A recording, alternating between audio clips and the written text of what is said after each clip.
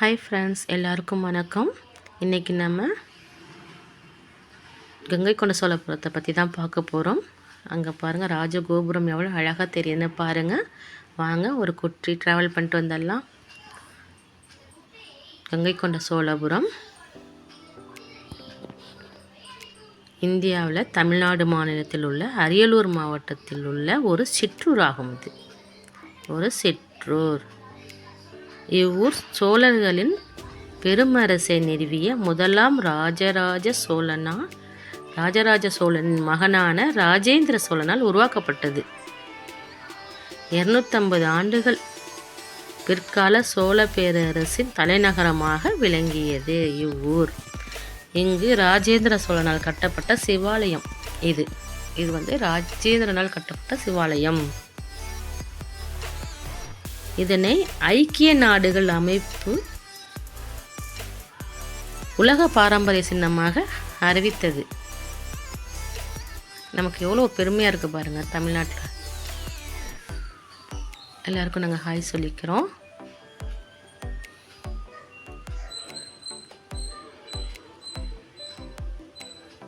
வாங்க கோயிலுக்குள்ளே போகலாம்.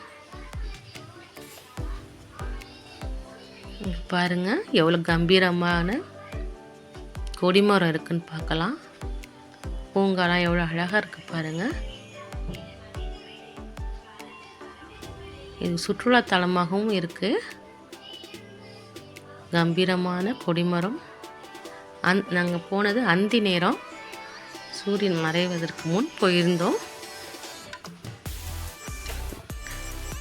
நந்தி சிலை,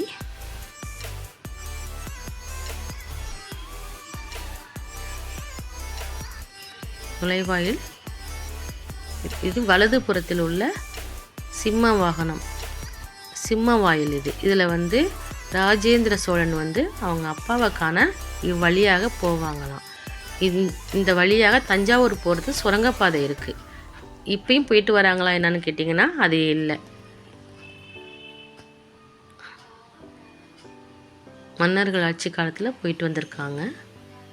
ரகசிய அறைன்னு சொல்லுவாங்க, ரகசிய சுரங்கப்பாதை. இதுதான் ராஜகோபுரம்.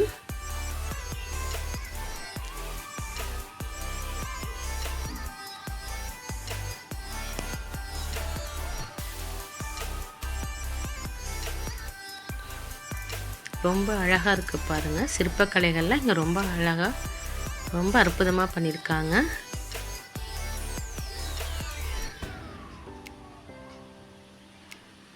மக்கள் கொஞ்சம் சுத்தமாக வச்சுக்கிட்டா நல்லாயிருக்கும். எவ்வளோ குப்பைகள் போட்டு வைக்கிறாங்க பாருங்கள்.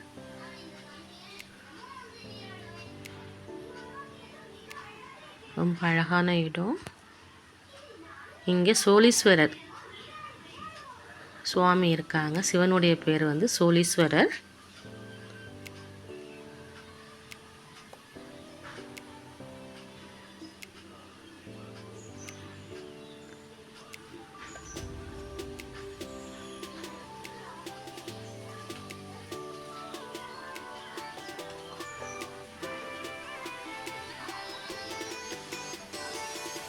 ரொம்ப நல்லா இருந்துச்சு.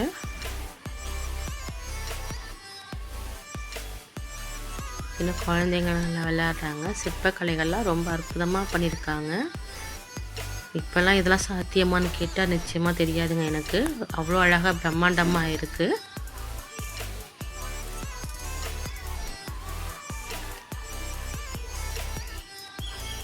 இங்கே நிறைய சினிமா ஷூட்டிங்லாம் எடுத்திருக்காங்க.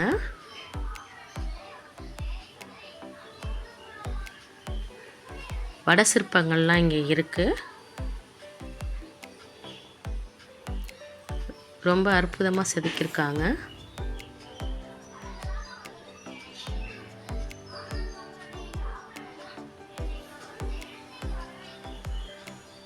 இது சோழீஸ்வரரை தரிசனம் பண்ணிட்டு திரும்ப வரும் வழி. இது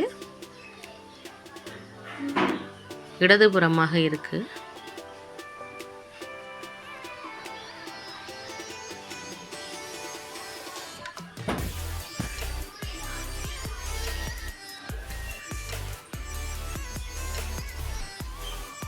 ரொம்ப அற்புதமாக இருக்குது.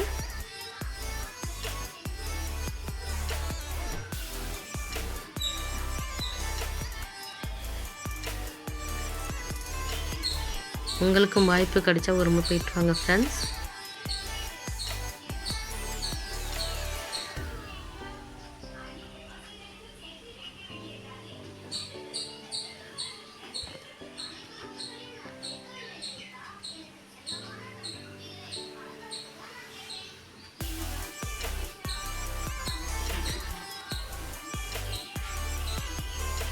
ரொம்ப அழகாக இருக்குது பாருங்கள். கோபுரம்லாம் ரொம்ப அழகாக இருக்குது.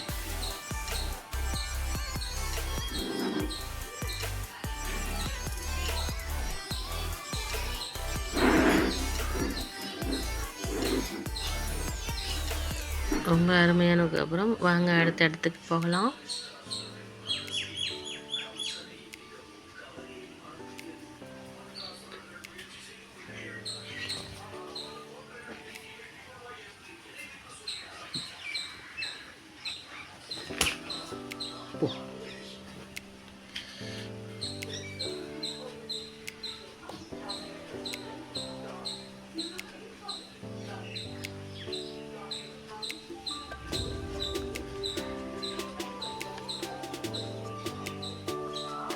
சிற்பக்கலை எல்லாம் பாருங்கள்,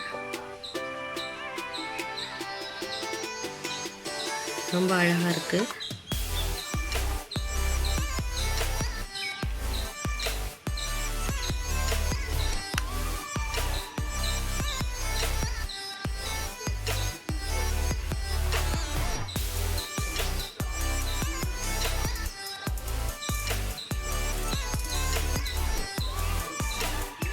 ரொம்ப அருமையாக இருக்குது பாருங்கள். சிற்பங்கள்லாம்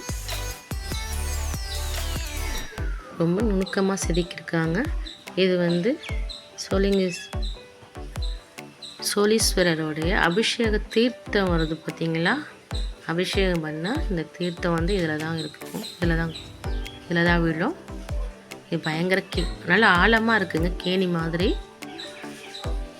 எட்டி பார்க்கவே பயமாக இருந்தது.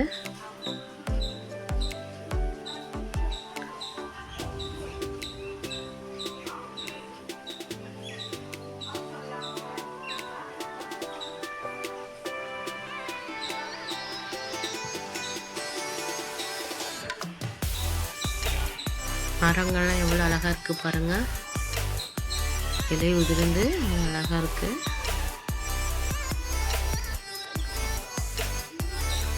ரொம்ப அற்புதமாக இருக்குது பாருங்கள். அவ்வளோதான் ஃப்ரெண்ட்ஸ். இப்போ நாங்கள் சோழீஸ்வரரை போய் தரிசிக்க போகிறோம். சுவாமி கும்பிட்டு வரோம்.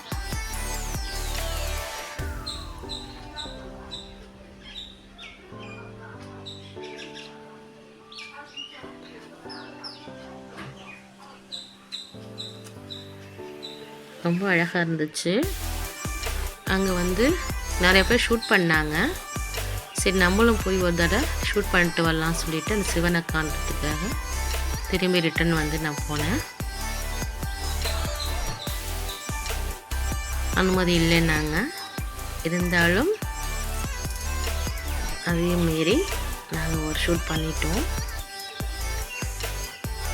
சிவனை பார்க்கறதுக்கு அனுமதி இல்லை. சாரி, சிவனை பார்க்கலாம், ஆனால் வந்து ஃபோட்டோ எடுக்க அனுமதி இல்லை. இருந்தாலும் நான் யாருக்கும் தெரியாமல் சிவனை ஷூட் பண்ணிட்டேன். அங்கே பாருங்கள், சோழீஸ்வரர் ரொம்ப கம்பீரமாக காட்சி கொடுக்குறாங்க. ஓகே ஃப்ரெண்ட்ஸ், பாய். இந்த வீடியோ உங்களுக்கு பிடிச்சிருந்தால் லைக் பண்ணுங்கள், ஷேர் பண்ணுங்கள், சப்ஸ்கிரைப் பண்ணுங்கள் மறக்காமல். தேங்க்யூ.